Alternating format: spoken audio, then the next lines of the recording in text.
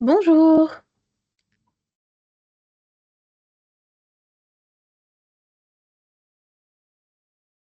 est-ce que vous m'entendez?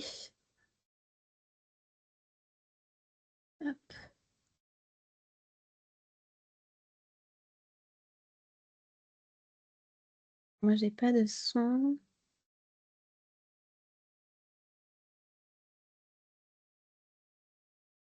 mais je pense que vous devriez m'entendre.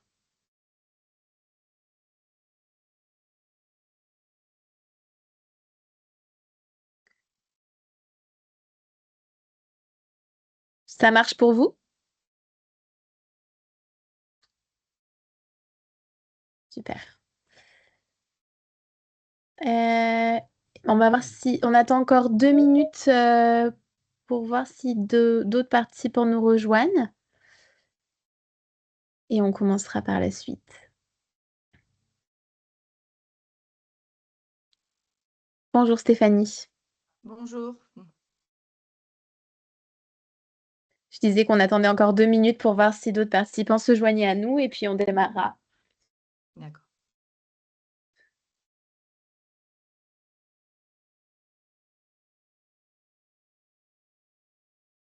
Voilà. Bonjour. Bonjour.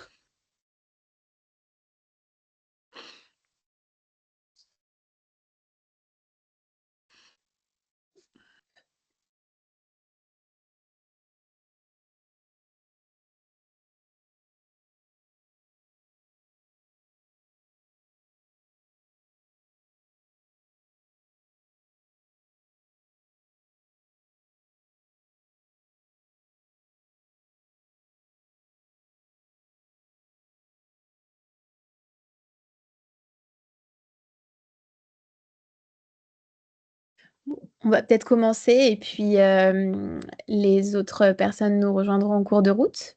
Donc bonjour à tous et à toutes. Donc je me présente, je suis Mégane Bérou, responsable du programme Jeunes Reporters pour l'environnement.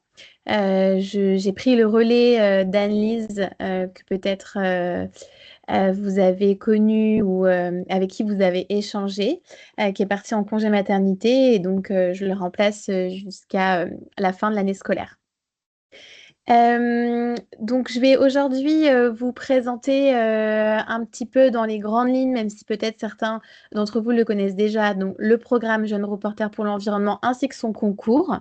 Comme ça, on pourra rentrer vraiment dans le détail des critères, des modalités de participation, de la méthodologie, ainsi qu'un peu tous les grands prérequis. Et ensuite, je ferai un petit focus sur le journalisme de solution. Je vous donnerai aussi quelques-uns de nos conseils pour bien réussir un reportage. Et enfin, on aura un petit temps d'échange où vous pourrez poser vos questions, spécifier un petit peu l'aide dont vous avez besoin si c'est le cas. Et puis voilà. Et ensuite, de toute façon, moi, je serai disponible et joignable euh, jusqu'à la fin des dépôts de candidature le 15 mars pour le concours. Donc, en tout cas, si des questions apparaissent par la suite, n'hésitez pas à me joindre par mail ou par téléphone. Avant de commencer, le webinaire est enregistré. Voilà, je préfère vous prévenir. Je ne sais pas si ça vous dérange ou pas, mais c'est pour qu'on puisse nous partager le replay pour les personnes qui n'auront pas pu être présentes. Voilà, donc juste pour vous prévenir. Avant qu'on commence la présentation, je me suis dit que c'était peut-être pas mal qu'on ait un tout petit temps en tout cas, on se présente rapidement pour que je sache aussi qui vous êtes et ce que vous attendez ou les besoins que vous avez par rapport à ce webinaire et au concours de manière générale.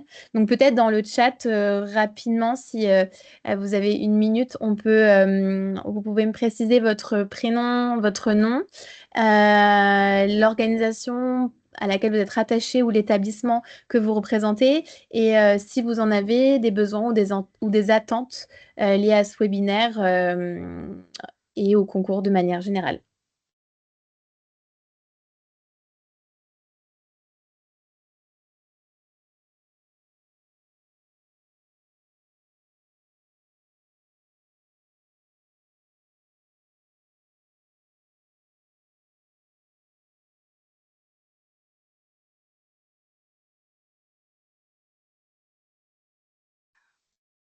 Donc Stéphanie Jarrat, oui, enchantée, on avait déjà échangé, Jarrat, pardon, par mail. Et donc vous faites partie du collège Anatole France dans les pavillons sous bois. Super.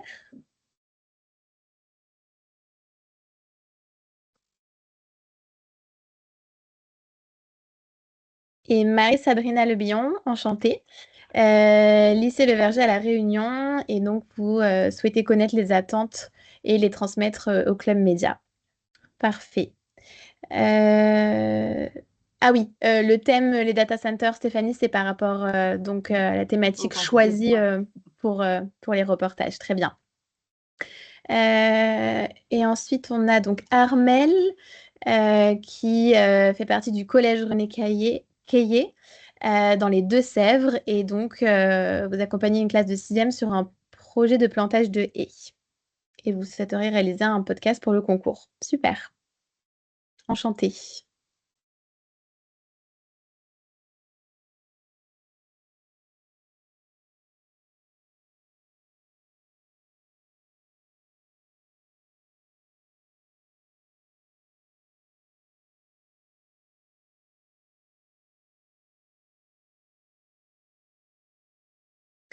Et bonjour Ghislaine, référente E3D au lycée Hort à Toulouse. Enchantée.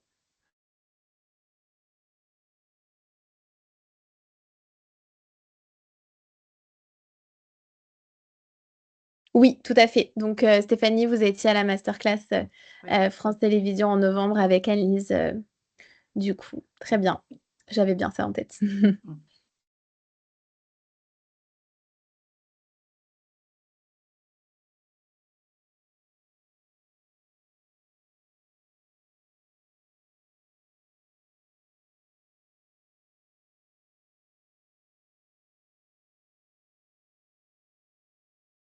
Et Hamid, enchantée. Donc, vous faites partie de l'association des petits débrouillards et vous êtes donc un coach d'un club environnement à Fès. Super. Enchantée aussi, Hamid. Et Stéphanie, vous êtes prof d'espagnol et référente E3D. EDD et E3D. Très bien, parfait.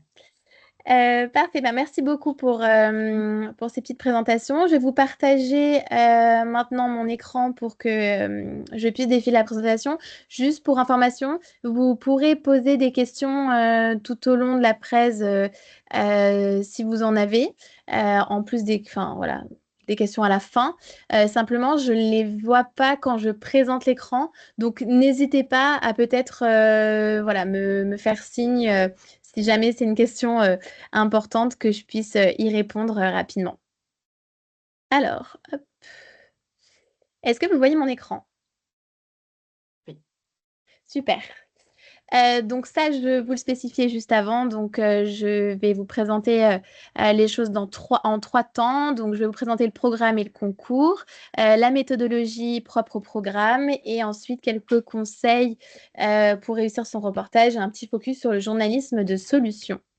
Très rapidement, donc Jeunes Reporters pour l'environnement, c'est un programme qui fait partie de l'association Terre Agir, qui est une association d'éducation au développement durable. C'est une association qui a été créée dans les années 80, donc qui est assez bien implantée sur ces sujets-là. Le programme JRE est aussi un programme qui date d'un certain moment. Il a été créé en 1994. Voilà, donc c'est en tout cas des sujets qui sont portés par l'ASSO et ses programmes depuis plusieurs années. La mission de Terre Agir, donc, c'est vraiment de permettre à nos différents publics l'appropriation des ODD, notamment au travers de l'éducation et de la pédagogie, Et donc, on le fait au travers de 2 grands pôles. On a un pôle tourisme durable avec 2 labels. Pavillon Bleu qui, lui, labellise les ports et les littoraux de France et du monde, puisqu'il existe aussi à l'international. Et Clé Verte qui, lui, est aussi un label mais plutôt destiné à l'hôtellerie. Et ensuite, on a un pôle éducation et jeunesse où vous retrouvez à l'intérieur donc 3 programmes, dont Jeunes Reporters pour l'environnement que je vais vous présenter par la suite, mais aussi le label Éco-École. Peut-être certains le connaissent déjà. C'est un label, enfin c'est un programme plus qu'un label avant tout, qui est déployé dans les établissements scolaires et qui permet d'impliquer tous les élèves d'un établissement, mais aussi ses enseignants, dans une démarche durable au travers de projets concrets. Et donc, il y a plusieurs thématiques qui sont proposées chaque année et dans lesquelles on peut rentrer avec des actions très précises. On a aussi le programme GIF, donc Journée internationale des forêts, qui lui sensibilise le primaire, le secondaire et le grand public aux fonctions environnementales, économiques et sociales de la forêt. Et avec une mise en action très concrète qui va se caractériser notamment par des plantations pédagogiques. Voilà un petit peu pour les programmes Terre Agir et son champ d'action. Plus spécifiquement sur Jeunes Reporters pour l'environnement, donc c'est un programme et un concours. La particularité de ce programme, c'est qu'il est à la croisée de l'éducation aux médias et l'information et de l'éducation au développement durable. Donc, ce qui en fait un programme assez unique en France. Il est présent dans 43 pays, mais ça, je vous le présenterai juste après parce que Terre Agir fait partie de la FEE, qui est la Foundation for Environmental Education. C'est un peu son équivalence en fait à l'international. Et la FEE déploie tous les programmes, donc les 5 programmes que je vous ai montrés juste avant, dans le monde. Donc, ce qui fait que c'est environ 90 pays qui font partie de la FEE et 43 pays qui ont décidé de déployer le programme GRE. Donc, ce qui est assez intéressant pour les participants parce que ça leur permet, et vous le verrez juste après, en fait, en étant lauréat du concours, d'être automatiquement présenté au concours international de la FEE. Ce programme, il a aussi une spécificité, notamment au sein de Terre Agir, c'est que c'est le seul programme qui est destiné à tous les jeunes de 11 à 25 ans, parce qu'on adresse également le public étudiant, 19-25 ans. Et il est autant ouvert aux jeunes dans le cadre scolaire, donc accompagnés par un enseignant, que hors scolaire. Accompagnés par une association ou même tout seul, ils peuvent tout à fait concourir au programme. Et la spécificité aussi, c'est qu'ils peuvent le faire seuls ou au travers d'un groupe composé de 2, 3, 4, 5 personnes. C'est vraiment eux qui choisissent. Et donc, l'objectif de ce programme, c'est d'accompagner ce public à réaliser des reportages dont ils vont choisir le format et la thématique, mais cela en lien avec les objectifs de développement durable. Et évidemment aussi, et ça je vous le repréciserai un petit peu juste après, on va dire avec la méthodologie du journalisme de solution à l'intérieur. Donc ça va être un petit peu juste une approche différente et un angle dans le reportage qui va être choisi plutôt, on va dire anglais, plutôt solution que problème. Donc c'est plus une approche qu'une réelle contrainte, on va dire ça comme ça. Mais voilà, c'est en tout cas, nous, une approche journalistique qu'on met en avant dans ce concours. Et l'objectif donc de ce programme, il est multiple. Il est avant tout donc évidemment de développer l'esprit critique et l'engagement des jeunes au travers du journalisme de solution et d'éducation aux médias à l'information. Il est aussi de donner une voix à ces plus jeunes et les encourager à mener une enquête locale auprès de porteurs de solutions sur le terrain. et surtout de pouvoir d'être récompensé au travers du concours en bénéficiant d'une valorisation nationale avec des prix et internationale avec la FI. Pour juste simplement vous parler rapidement du programme au global et comment il se matérialise. Donc, Jeunes Reporters pour l'environnement, nous, on propose tout au long de l'année des formations en lien avec nos deux thématiques fortes que sont l'éducation au développement durable et l'éducation aux médias à l'information, avec donc des webinaires méthodologiques comme celui auquel vous participez aujourd'hui, mais aussi des webinaires thématiques. On va en proposer plusieurs prochainement sur le journalisme de solution, mais aussi la désinformation climatique.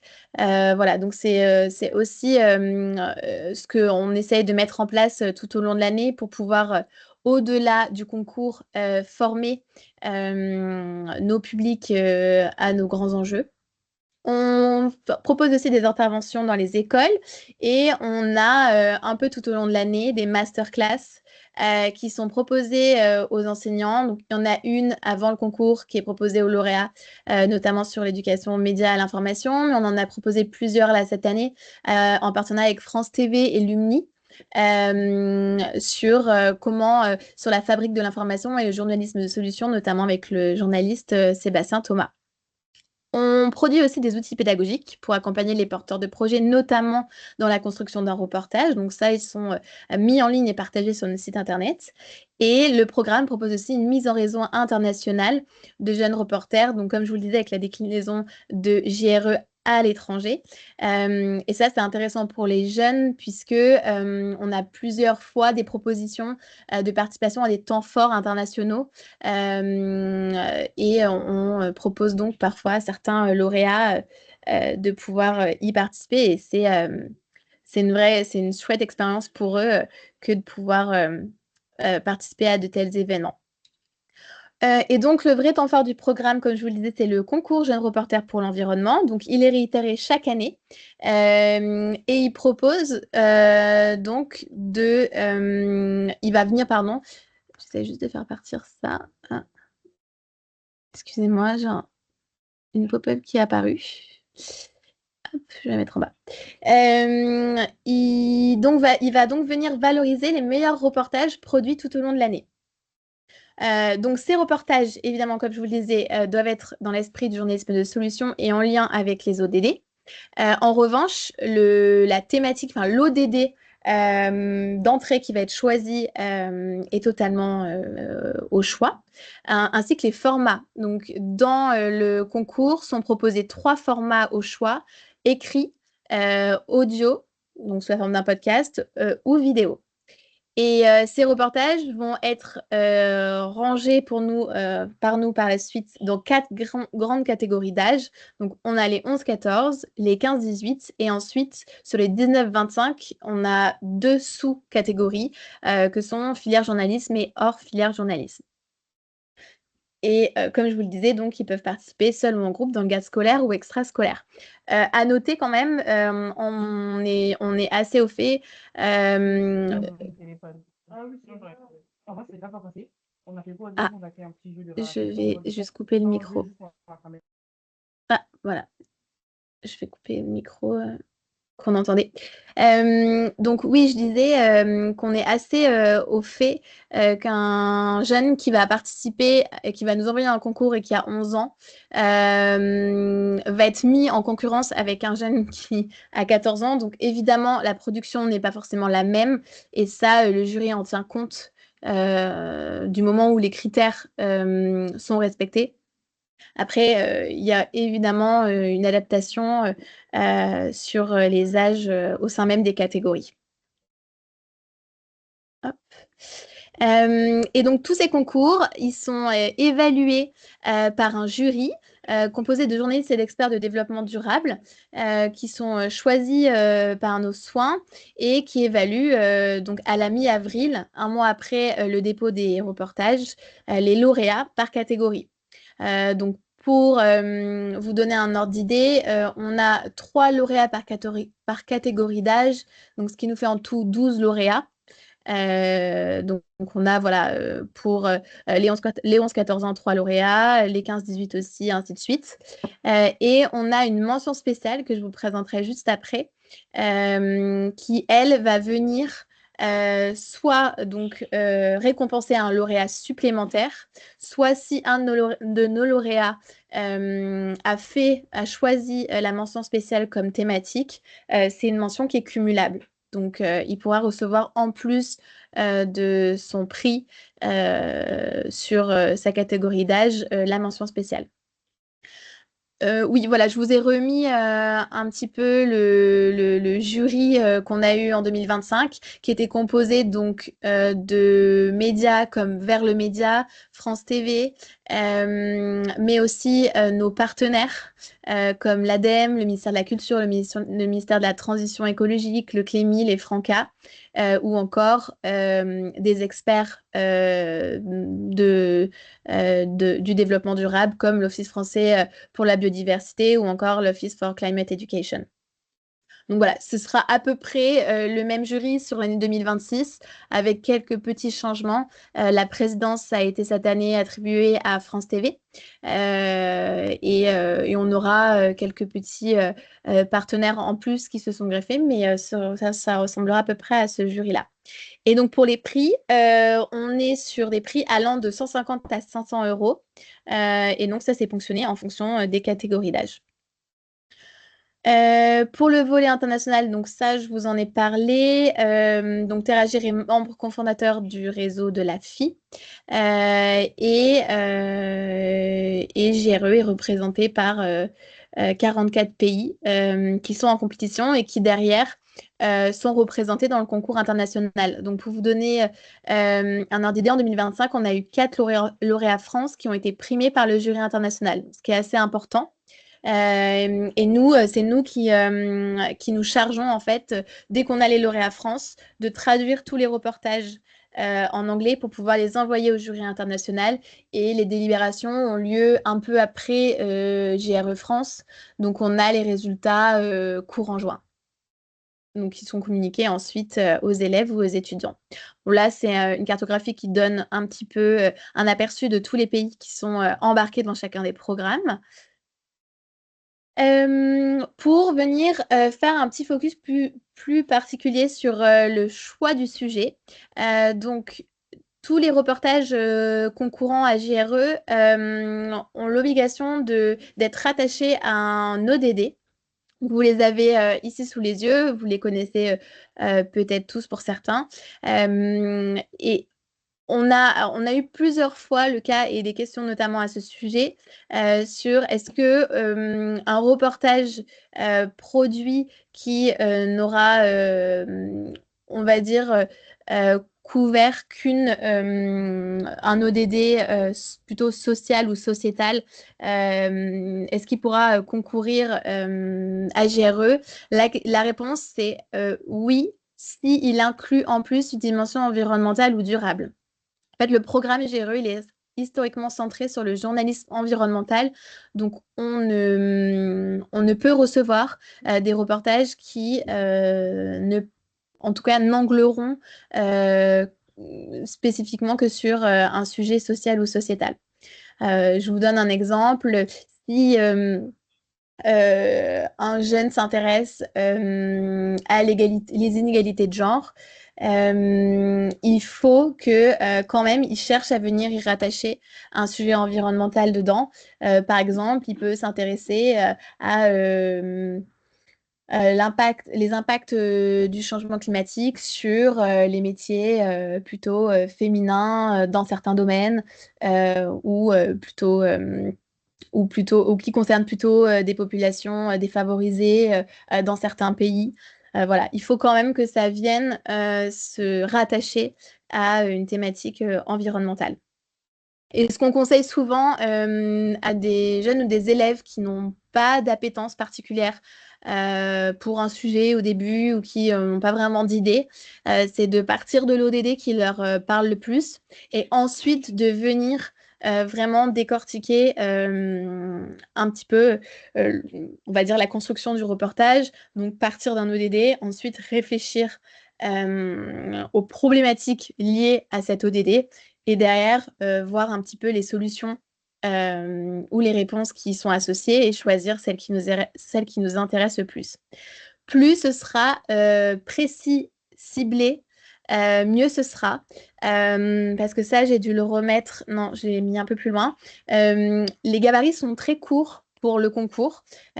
Pour vous donner un ordre d'idée, les vidéos et les podcasts ne doivent pas dépasser 3 minutes et les articles 1000 mots. Donc c'est assez rapide, ça va assez vite. Donc évidemment qu'on ne peut pas tout dire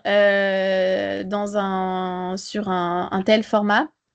Donc le mieux, c'est de pouvoir vraiment angler et aller au plus près de la solution ou les solutions qu'on veut mettre en avant pour voilà, pouvoir avoir un maximum de choses à dire sur cette solution et donc passer, on va dire, le moins de temps possible sur le contexte global, les problématiques globales.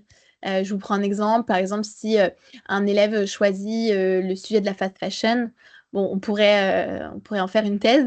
Et donc, le but, c'est d'aller vraiment angler, par exemple, dans la fast fashion, une des problématiques, c'est le gaspillage des vêtements. C'est le fait que on produit toujours plus de vêtements. Les saisons, enfin on va dire les saisons sont de plus en plus nombreuses, on renouvelle constamment et donc on va beaucoup plus vite se lasser et donc beaucoup plus vite se débarrasser de ses vêtements.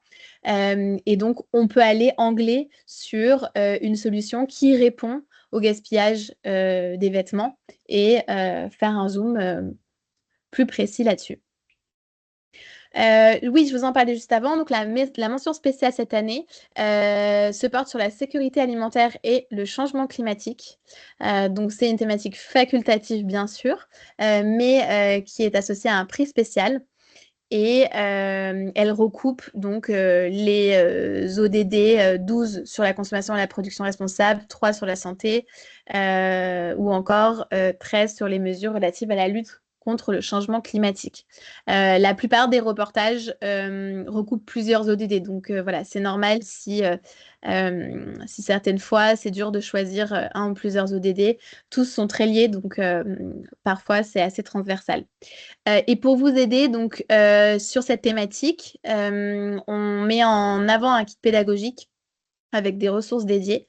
Si ça vous intéresse, je pourrais vous le partager. Voilà, c'est pour venir vraiment axer sur une thématique chaque année et donc accompagner nous plus spécifiquement sur celle-ci. Le choix du format, donc, il est totalement libre. Les élèves et les jeunes choisissent s'ils préfèrent produire ce reportage via un article, un podcast ou une vidéo. Et je vous parlais donc juste avant des gabarits. On est bien donc sur 1000 mots pour un article, 3 minutes maximum pour une vidéo ou, je me suis trompée, mais sur la présentation, mais pour un podcast. Sur l'année dernière, par exemple, les formats les plus plébiscités, c'était les articles pour 50%, les vidéos 30% et les podcasts 20%. Aujourd'hui, c'est assez facile, ça c'est important de le noter, la qualité technique et pas ce que nous on va privilégier côté JRE. L'important c'est que la méthodologie soit respectée, les gabarits aussi.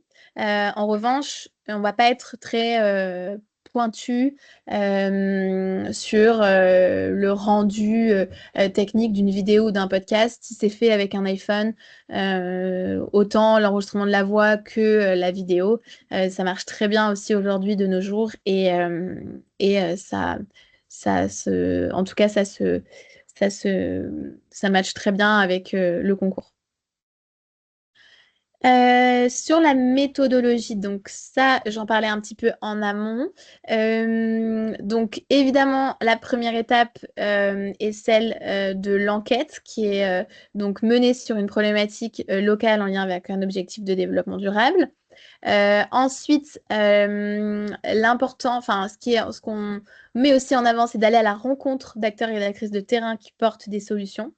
d'aller les interviewer, les rencontrer en physique si c'est possible. Ce n'est pas toujours le cas, mais quand c'est pas possible, pouvoir les avoir, les enregistrer au téléphone ou faire une visio avec eux. Ça, c'est assez important pour aussi leur donner la parole et croiser les avis au maximum. La troisième étape, bien sûr, c'est réaliser le reportage qui présente la problématique, les solutions, leur impact, leurs résultats et leurs limites, ainsi que les sources. Et ensuite, quatrième étape qui est plutôt un bonus, c'est de diffuser ce reportage pour sensibiliser un maximum de personnes, donc sur les réseaux sociaux, dans la classe ou l'école, lorsque c'est possible. Donc ça, c'est plus, on va dire, bonus si on y arrive. Et point important, l'IA n'est pas autorisée sur le concours et sera éliminatoire si elle est détectée.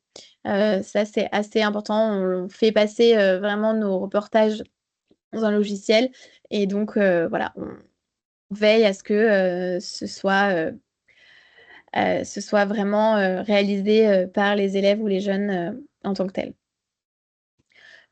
Pour vous faire un petit zoom sur le journalisme de solution, je ne sais pas si vous connaissez ce terme qui est un peu un grand mot, mais qui derrière parle un peu de lui-même. En fait, le journalisme de solution, c'est une approche qui, vraiment, je le mets juste après, oui, qui est axée, donc on l'appelle aussi le journalisme constructif ou le journalisme d'impact, et elle vise à présenter des réponses concrètes à des problèmes de société.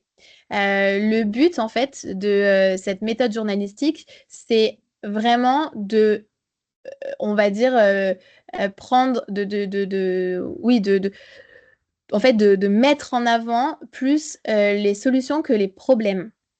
Et donc, on a un peu un répartissage comme ça sur les reportages que nous, on propose. C'est de prendre les un tiers du sujet pour introduire la problématique, puisqu'elle est quand même importante, elle pose le contexte.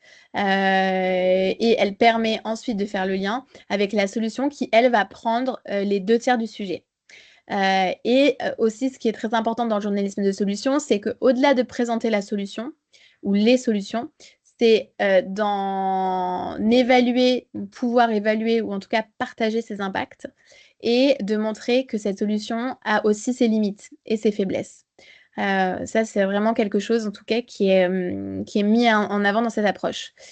Pour nous, pourquoi le journalisme de solution sur le concours GRE? Parce que pour nous, elle permet vraiment d'apporter autre chose aujourd'hui. Elle permet aux jeunes de dépasser l'éco-anxiété. Ça, c'est un sujet dont on parle beaucoup, de lutter contre la désinformation. Notamment sur les sujets climatiques et de produire en fait des récits positifs, de donner envie de passer à l'action, de montrer qu'en fait sur le terrain et parfois très proche de chez nous, des personnes font des choses et répondent à certaines grosses problématiques environnementales. Et voilà, donc c'est en tout cas un très bon outil pour mettre en action et pouvoir aussi mettre en lumière les personnes qui derrière travaillent chaque jour à ces travaux. Voilà, qu'est-ce que j'avais noté vers la fin? Le reportage doit rester objectif en conservant un esprit critique vis-à-vis des solutions identifiées. Oui, le but, c'est pas de venir faire du journalisme naïf et de se dire que voilà, on va venir un petit peu poser ces personnes comme des héros ou des personnes qui font des choses super. Évidemment, c'est génial ce qui se passe sur le terrain, mais voilà, ça a toujours ses limites et donc c'est important de garder ça en tête. Il y a une vraie aussi nécessité de sourcer ces informations et de les croiser. Ça, voilà, ça fait partie de la déontologie journalistique. Et donc, sur les grands principes du journalisme de solution, mais ça, j'en ai déjà parlé un petit peu. Le reportage, point important, le reportage doit être consacré à une initiative déjà déployée et dont on peut commencer à analyser les résultats. Voilà, c'est pas une solution proposée par une personne ou un groupe. C'est vraiment quelque chose qui existe et qui a déjà montré ses preuves. C'est aussi le reportage doit aussi rappeler le contexte en introduction, mais doit être rapidement concentré sur l'initiative. Ça, je vous le disais juste avant. Il décrit et analyse les résultats, avec des chiffres à l'appui qui doivent interpeller et retenir l'attention. Et la solution, ça c'est important, ça peut être mis en avant dans le reportage, doit être reproductible. Est-ce qu'elle peut être réalisée ailleurs et inspirée d'autres territoires? Ça, c'est une question qu'on peut mettre en avant dans le reportage. Reportage doit donner les limites de la solution, on en a déjà parlé, et mener au minimum 2 interviews en local, de préférence, si c'est possible, bien sûr. Et donc, pour faire un petit récapitulatif sur les critères d'évaluation, donc le jury sera attentif au niveau du fond sur le respect donc, des ODD dans le reportage, évidemment la méthodologie du journalisme de solution qui voilà, doit en tout cas apparaître dans les reportages et la structure du reportage en tant que tel. Sur le format, il faudra bien tenir dans les durées et les longueurs dont je vous ai parlé juste au-dessus et qui ait une qualité technique minimum. Le respect, bien sûr, de la méthodologie GRE, la déontologie et l'éthique journalistique. Donc, évidemment, pas de fake news, savoir différencier les faits des opinions, ça fait partie du journalisme de solution. Pas de plagiat, pas d'IA, et essayer de donner la parole à une pluralité d'acteurs. Et enfin, respect du droit d'auteur, bien entendu. Et d'ailleurs, ça fait partie aussi des documents qu'on vous demande de remettre lors du dépôt des reportages, que aussi les élèves ou les jeunes puissent céder leurs droits d'auteur. Ça fait partie d'un prérequis pour que nous, derrière, on puisse les mettre en avant. Vous retrouvez toutes ces informations et tous ces critères d'évaluation sur notre site dans l'onglet boîte à outils. Vous y retrouverez notamment nos outils méthodologiques avec des fiches pratiques, des vidéos, des tutos et nos guides qui vous expliquent vraiment en détail chacune des étapes. Voilà, j'en parlais justement. Ils sont ici sous vos yeux. On a déployé un guide destiné aux enseignants et aux animateurs et un guide qui est, lui, plutôt destiné aux jeunes. Et ensuite, on reste évidemment, nous, l'équipe GRE, joignable par téléphone, par mail. Et toutes ces infos-là, vous les retrouvez sur notre site internet. On a donc ça, j'en parlais en introduction, je ne vais pas revenir dessus, mais on a des webinaires en distanciel que vous pouvez aussi retrouver sur notre site dans le catalogue de formation. Et les prérequis, voilà, ça simplement pour y revenir rapidement dessus, les prérequis en termes d'autorisation pour participer au concours, on en a 2 majeurs. Donc la cession de droit d'auteur ou d'autrice pour les personnes mineures ou majeures et les autorisations de droit à l'image et de voix pour les jeunes ou les élèves qui auront produit ce reportage, mais aussi les personnes qui apparaîtront dans les reportages. Ça, c'est important et c'est à bien anticiper en fait lors de la production du reportage. Pour que vous ayez simplement rapidement le calendrier en tête, donc l'appel à projet est ouvert du 15 septembre au 15 mars. Donc vous avez jusqu'au 15 mars pour déposer sur notre site internet l'ensemble des reportages. Le jury, lui, se rassemble le 15 avril pour délibérer sur les reportages et choisir les lauréats. Le jury international, lui, c'est un peu plus tard en mai.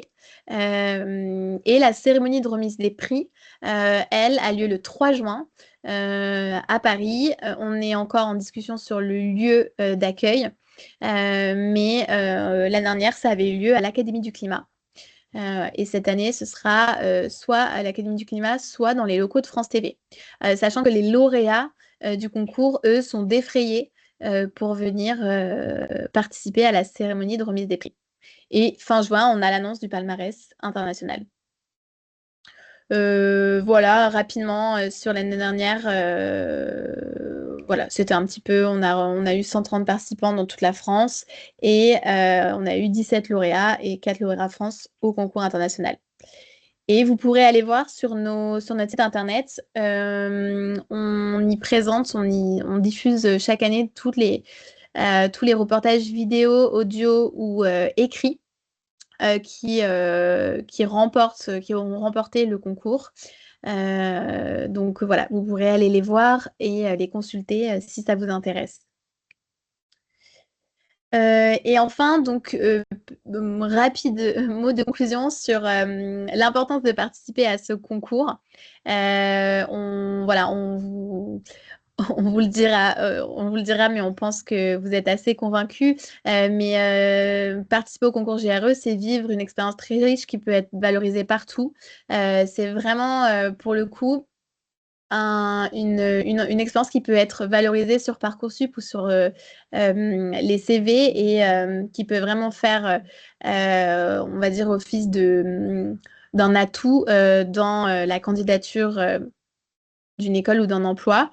C'est aussi faire partie d'une aventure internationale et d'un réseau national et international, puisque comme je vous le disais, on a de nombreux événements qui embarquent certains jeunes participants. L'année dernière, à un sommet jeunesse, on a envoyé donc au Brésil une de nos participantes et on a participé aussi avec plusieurs lauréats de l'année dernière à l'UNOC, donc la conférence des Nations Unies sur les océans à Nice en 2025.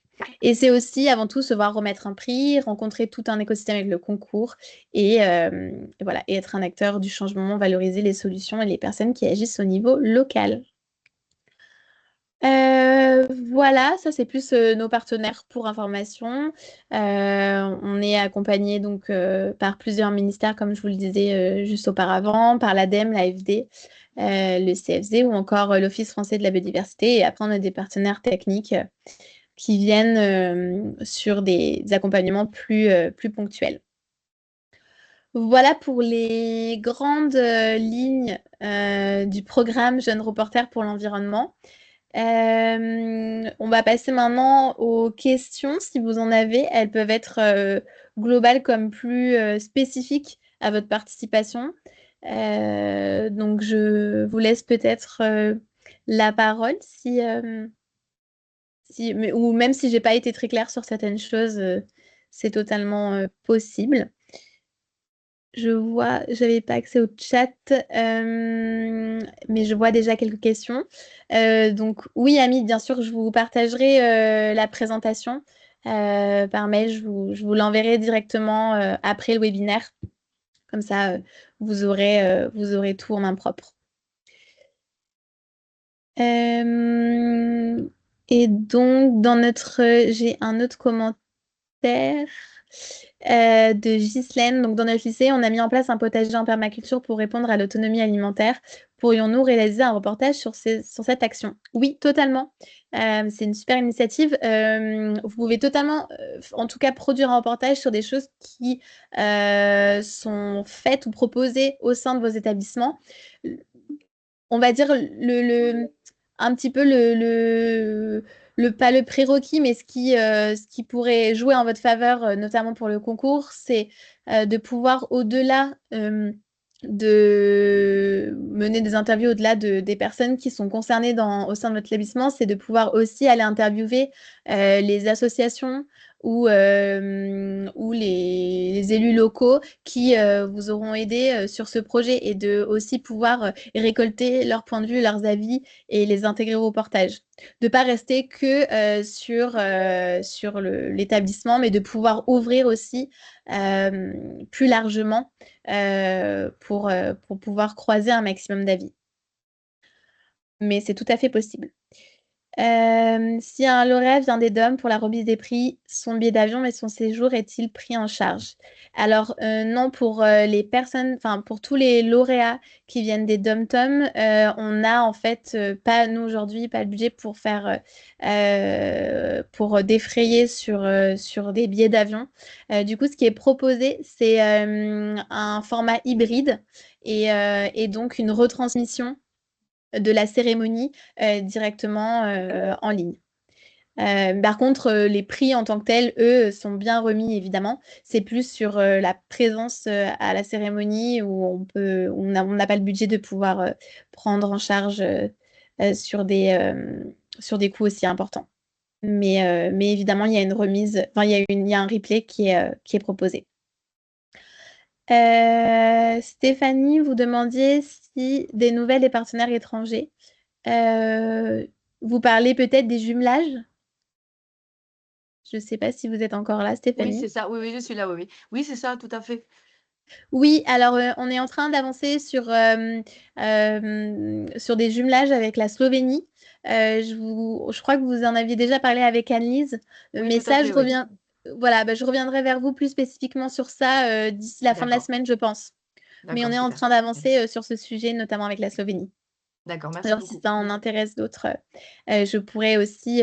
On a fait un webinaire sur les jumelages entre établissements scolaires de différents pays faisant partie de la FI. Et ça, voilà, pour ceux que ça intéresse, je pourrais repartager le replay et vous donner les informations nécessaires si vous êtes intéressé. Donc, Nada, vous demandez est-ce que les solutions peuvent être proposées par des associations? Oui, bien sûr.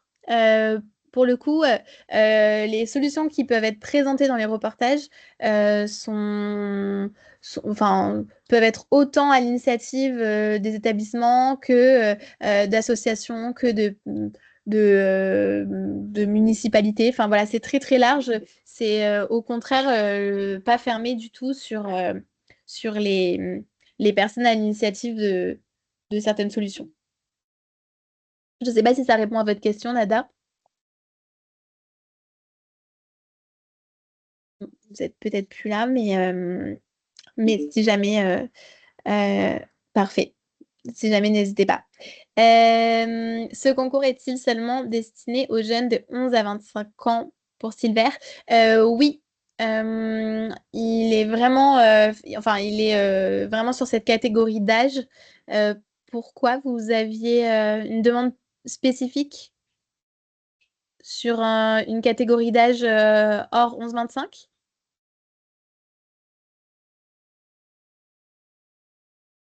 Silver, vous êtes ici?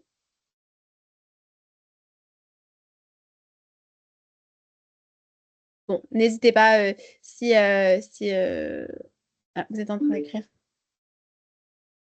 Non, pas du tout. D'accord. En tout cas, oui, le concours est destiné seulement aux jeunes de 11 à 25 ans. Est-ce que, avec vous, un autre concours est destiné aux journalistes eux-mêmes? Non, non, pas directement. Nous, on s'adresse vraiment à la cible jeune. On a donc la catégorie 19-25 ans, filière journalisme, mais ça reste des étudiants. Pour les journalistes professionnalisés, aujourd'hui, on n'a pas de concours ni de programme qui les concerne. Désolée. Mais il doit en exister d'autres. N'hésitez pas à regarder car on n'est pas les seuls à être sur ce sujet. Est-ce que les photos sont autorisées pour l'article, Nada? Oui, tout à fait, c'est autorisé. C'est même un bonus. Si certaines peuvent être glissées dans les articles, c'est toujours mieux et ça valorise vraiment le reportage et ça, le jury le prend en compte. Où trouver le lien des anciens replays des webinaires? Ça, je vous le partagerai, Hamid. C'est sur notre chaîne YouTube. On a une chaîne YouTube Jeune Reporter pour l'environnement. Et à l'intérieur, vous y trouverez tous les replays de tous les webinaires. Mais je pourrais vous le partager directement dans le chat dès que j'ai terminé. Comme ça, vous aurez le lien plus rapidement. Voilà, je pense avoir vu les questions du chat. Est-ce que vous avez d'autres questions? Je vous laisse les noter. En attendant, je vais vous mettre le lien de la chaîne YouTube comme ça.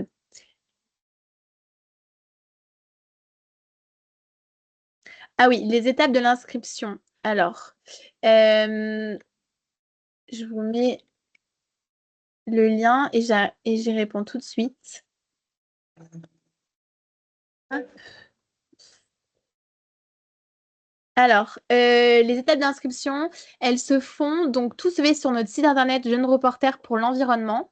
La première étape, en fait, va être pour vous de créer votre compte, puisqu'on a un espace candidat qui est disponible en haut à droite de la plateforme. Vous avez à créer votre compte, à prendre quand même connaissance en amont du 15 mars, si possible, de tous les documents, notamment les autorisations de droit à l'image et de voix et les autorisations de cession des droits d'auteur pour que vous les ayez et qu'elles puissent être remplies. Et ensuite, donc vous avez jusqu'au 15 mars pour soumettre sur la plateforme l'ensemble des reportages. Et ensuite, du moment où c'est fait, tout le reste se passe de notre côté. Nous, on présélectionne les reportages qui répondront à tous les critères d'évaluation pour le jury. Et ensuite, le jury, à la mi-avril, sélectionne les 12 à 17 lauréats. Et ensuite, c'est nous qui revenons vers vous, pardon, pour voilà, vous communiquer si vous êtes lauréat l'information et derrière organiser votre venue pour ceux qui sont en France métropolitaine et sinon organiser le format hybride de la cérémonie de remise des prix. Mais en revanche, sachez-le, si vous avez le moindre blocage, la moindre question ou incompréhension quand vous soumettrez les reportages, on est disponible, nous, pour vous aider, pour répondre à vos questions, pour, s'il y a des bugs, pouvoir y répondre. Donc, n'hésitez pas vraiment à nous écrire sur notre boîte mail ou à nous téléphoner. On a un standard dont on sera très vigilante notamment les 2 derniers mois avant la fin du concours. Donc voilà, n'hésitez pas vraiment à nous solliciter.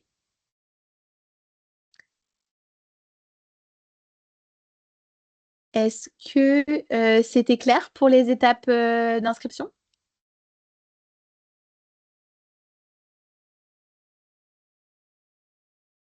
Super. Je réfléchis, mais normalement, je vous ai communiqué quand même l'ensemble des informations. Si jamais vous avez d'autres questions, vous n'hésitez pas. Et puis, je vous enverrai de toute façon le replay de ce webinaire si besoin, comme ça, vous pourrez vous y référer. Et voilà. Et on est joignable, comme je vous le disais, par mail, par téléphone, si d'autres questions vous viennent par la suite. Eh bien, merci beaucoup à tous et à toutes pour votre présence. Merci pour votre écoute et pour l'intérêt que vous avez porté et que vous portez au concours Jeunes Reporters. Moi, j'ai hâte en tout cas de voir tous ces rendus et de pouvoir organiser la suite avec vous. Donc voilà, on n'hésite pas à rester en contact. Et puis, je vous souhaite une belle soirée à tous. Merci beaucoup. Au revoir.